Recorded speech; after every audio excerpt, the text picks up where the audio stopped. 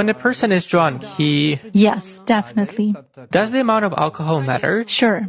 If a person is drunk, he sleeps. He has no control over himself. He loses awareness. So he's already vulnerable. Basically, alcohol lowers vibrations instantly, then it is easier to work.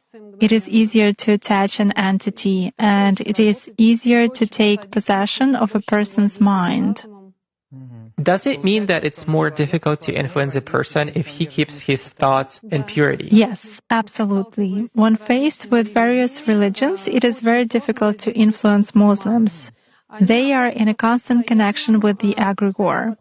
They do namaz every day and read prayers on a daily basis.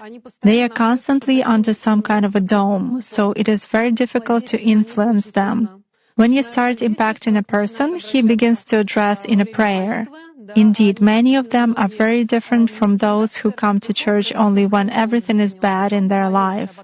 They come to pray, and then for 5 years they forget about God, some canons, and so on.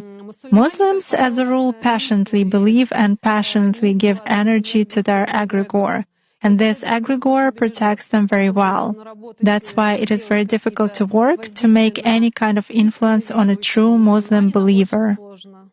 Is this some kind of a good egregore? Well, for them, yes. This egregore is good for adepts who contribute good energy to it. How do you sense it? For instance, you have found an energy trace of such person. What's next? Do you try to drag him somehow to visualize this threat and you fail? Or how do you do that? It disappears. I cannot get a grip on it. I focus on it, but something immediately knocks me out of the flow, just like that. Or I visualize a person in front of me clearly and can affect him even at a mental level, but some image is not created in my mind at all.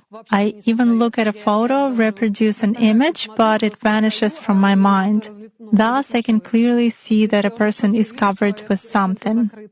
Does this only work with Muslims? It does for me.